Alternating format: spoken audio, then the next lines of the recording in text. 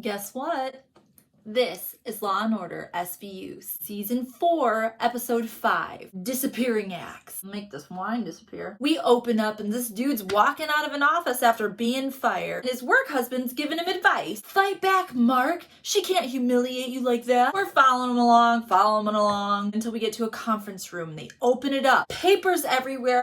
Oh. Do you smell? It smells like a urinal in here. One of the dudes opens up the side door. There on the floor is a naked woman tied and gagged. Oh my God, it's Amanda. He throws his coat over her and then ungags her. She can't even talk. And these dudes are just like staring. Call 911! We jump to the hospital and Benson and Stabler are there getting a whole bunch of the details. A whole lot of perineal bruising from rape and sodomy. Friction burns around her neck and wrists and ankles, and a big ol' laceration from getting clocked in the head. But as Benson and Stabler are walking into her room, there are two FBI bitches in there handcuffing her. What the fuck, man? This is our rape victim. That's not our concern. At the moment, she's under arrest. These dudes have no sense of humor. But we have to get her statement. You can do that down at federal lockup. This lady's name is Amanda Curry. And what are Amanda Curry's charges? Whole bunch of financial shit. Tax evasion, federal financial blah blah blah. In my opinion, they should take backseat to violent rape, but what do I know? After the intro, we jump to federal lockup, where Benson and Stabler are waiting like chumps for their witness. In walks Angie the cat. In the show,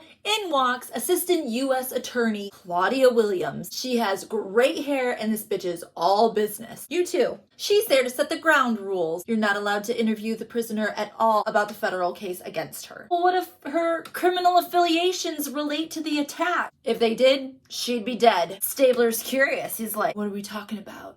Mafia? Russian mob? Stop fishing, Detective Stabler. There's too much at stake.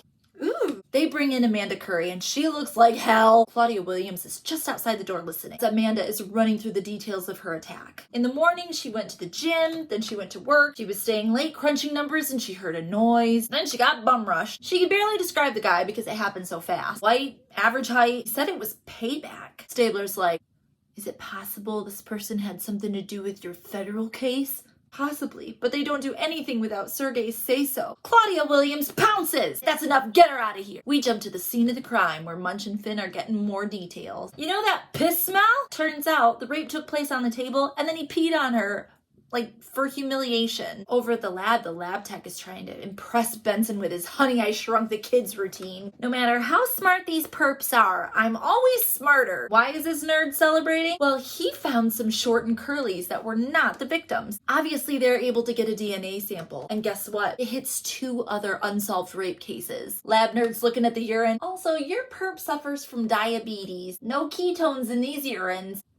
Back at the precinct, Cragen's pulling shit on these other rape cases. And remember that Sergey motherfucker? His name is Sergey Perlman. One of these victims was his girlfriend. The other was his little sister. They're both dead now, but not because of the attacks. Okay, so obviously this is about Sergey, right? Like somebody's trying to get at him? We don't really know yet because organized crime shut down the investigation. Stabler really wants to check out this Russian mob lead. And we got some good news. There's video camera footage at the office building and they caught a partial license plate of a possible getaway car. Big brain Cragen says there's one more connection. All 3 rape victims all went to the same gym. Oh, that's interesting. We are at generic gym and this barely adult dude is like checking them in. He looks super familiar. Confirms that yeah, all 3 women have accounts here, but there's no way to know if they know each other because they've got like 500 members. Kid says his dad owns the place. Is this a child actor that I know from somewhere? What does your dad drive? A Ford Focus. And guess what the license plate is? It's a match to the surveillance footage. We're at this guy's house looking at this license plate and we know it's not enough for a warrant yet. Just then, the dad from Home Alone plus 25 pounds comes out of the front door. His name is Peter Sipes. Comes down willingly to the precinct, but he doesn't know shit about an attack. As they're walking through the precinct, this drunk guy sitting there shouts over at him, Gregory? It's Mike from LA. I thought you was dead. Peter barely looks at him and is like, you're drunk. I don't know who you are. Way to play it cool. So he's not belligerent, but he's also not going to give his DNA away for free. you can come back with a warrant. Well, shit. Still don't have enough for a warrant, but Benson doesn't want to cut this creep loose. Cragen's got a good idea. Why don't we do a voice lineup? Bring Amanda Curry in and have her pick him out? That's a great idea, but there's a problem. Of course, Amanda Curry is still locked up, so when they go to get her from prison, she's not there. Not only that, but the dumpy prison guy's like, there's nobody in the computer by that name. My ass. We just talked to her yesterday. So Benson and Stabler are heading back to the precinct so they can tattle to Cragen. But he takes all the fun out of it, because he already knows. Claudia Williams already called him and said, hey, if you make an arrest, then I'll provide the witness. Well, that fucks everything up. Benson's like, how are we supposed to make an arrest if we don't have a cooperating witness? Okay, don't worry. Munch and Finn have been doing their damn job. And here's something. When Peter was in for his interview,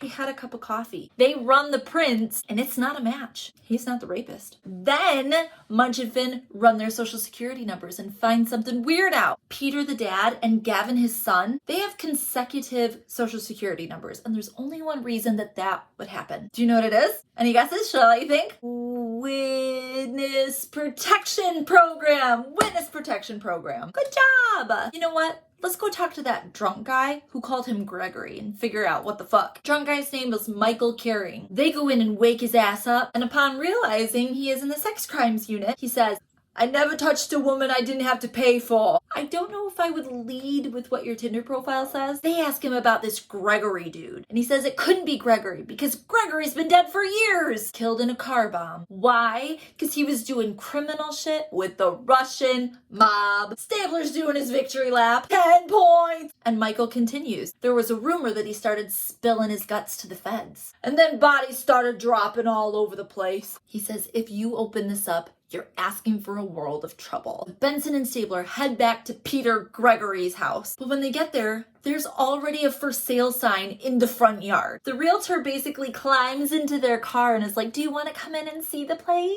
No thanks, but we'd like to talk to the owner. Oh, I can't help you out there. They're already gone. When I got here yesterday, the movers were like frantically moving everything out. Okay, who listed the house? Guess who? Claudia Williams. Shit! So we're obviously gonna go talk to Claudia Williams. Hey, what the fuck? But we're not going alone. We're bringing our secret weapon Cabot, and we've got a warrant for this guy's DNA. Turns out this motherfucker's alibi was shit, and that's enough probable cause. Surprise, surprise, Stabler's all hot-headed about it, and Cabot's like, we're going to have to play by the rules. Thank you for taking the time to see us, Miss Williams. It's Claudia. How could I help you? Stabler's like, tell us the whereabouts of Peter Gregory Sipes and we'll get out of your hair. No. Stabler's at a 10.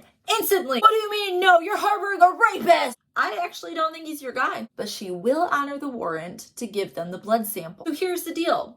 Like, everything that they know about the Russian mob has come from Peter Sipes. They have to protect him. Benson's like, at the cost of 3 raped women? Claudius just casually strolls over to this enormous bulletin board and gives a little flip. The whole backside is lined with photographs. 257 murders, all ordered by Sergei Perlman. Men, women, children from California to New York. So it's like a philosophical thing. Do we protect the rapist, who's less of a bad guy, to take down the murderer, who's more of a bad guy? Stabler obviously doesn't think so because it's his case getting obstructed. So he pouts in fragile masculinity at Cabot until she says, okay, I'll file a habeas corpus in the morning. So then if Claudia doesn't produce the witness, the judge will have to find her in contempt. We got a meeting with the judge. Cabot's there, Claudia's there, a lawyer, blah, blah, blah, blah, blah. Claudia Williams doesn't have to bring in Peter, but she does have to bring in the blood. And after all that, Peter's blood is cleared. He's not the rapist. We already said that with the fingerprints, didn't we? Hang on. The Y chromosome in his sample matches the rapist. So who's the rapist? Say it with me. Gavin, his son. That's great. Except Gavin Sipes is also protected under the witness protection program. Well, kind of. As of this morning, he's opted out of the program and he's cutting ties with his dad. He said he's had enough running for one lifetime. Claudia doesn't want to compromise any more information, but she says that Gavin has a gambling problem. You didn't hear that from me. We look at his finances and yep, Everything's gone to shit. Behind on the lease of the gym. House has 3 mortgages. There's an illegal gambling ring that we trace Gavin to. And they're greeted by Borat's Italian cousin, who apparently only has 1 button on his button down. So much chest hair. Detective Benson and Detective Stabler, shut this place down. You're not from Vice. Well, I don't need to be from Vice to ruin your day. All right. How can I make this go away? Gavin Sipes, what can you tell me? He owes $400,000, and his dad is showing up later today to talk payment terms. Perfect. Benson and Stabler just stick around a little longer and nab him, bring him down to the station. We jump to the precinct and Peter's just spilling his guts. He married into the Russian crime family and they killed his wife for skimming off the top. When he and Gavin entered the witness protection program,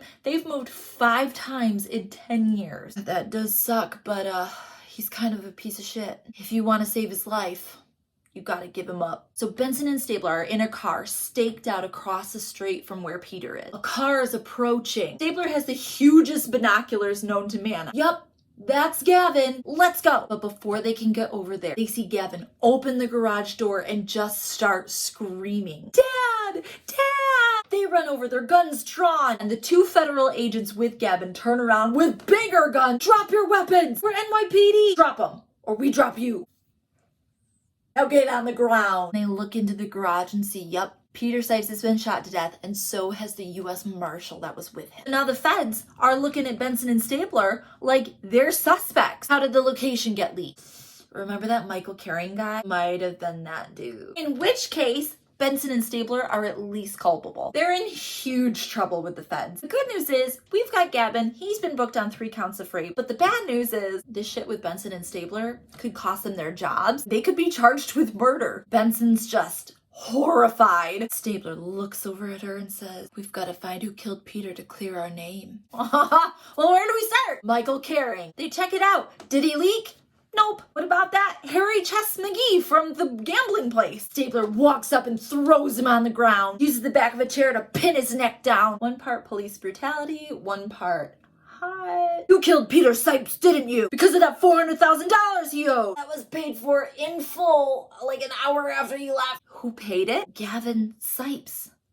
What? So Stabler sits down with Gavin. "Okay, you little rapist, tell me your sob story." Stabler is a dad, so he's taking the protective father approach. Gavin's talking about how hard it was for him as a kid. Yeah, I fucking bet. And those women he raped, they were not innocent. They were all profiting off of this mob activity that ruined his life. "What about your dad? Why did he have to die?" "I didn't have the money. They were gonna kill me." The Sandlot. He was in the Sandlot. Yeah. And now we will. Murdering a federal marshal is an automatic needle. But just as Stabler opens the door to leave, "I didn't think they would kill him. Sergey said that he just wanted to talk to my dad." Stabler closes the door again. "You talked to Sergey Perlman yourself?" "Yup." Uh-oh. Now they're gonna do something really rash. What are they gonna do? What are they gonna do? Benson and Stabler head down alone and arrest Sergey Perlman off the sidewalk. As they're loading Sergey into the car, Stabler gets a phone call. In our last scene, Benson and Stabler are walking up to Claudia Williams, who's standing over some bodies looking very disappointed. "You arrested Sergey Perlman." Pan down, and one of those bodies is Gavin. Gavin's dead now, so they're gonna have to vacate the charges on Sergey. Benson's like, "What the fuck happened here?" Shooter entered the courtyard dressed as a guard. "Shit. What's your next move?" Claudia says, "That's just it. I don't have one. Because these idiots just got all of her leads murdered." She shrugs and walks away defeated. And then Stabler has the absolute lack of self-awareness to holler after her, "Hey Claudia, if you ever need anything." "No, Stabler, I think you've done quite enough." And that was Law and Order SVU Season 4, Episode 5. Jum jum.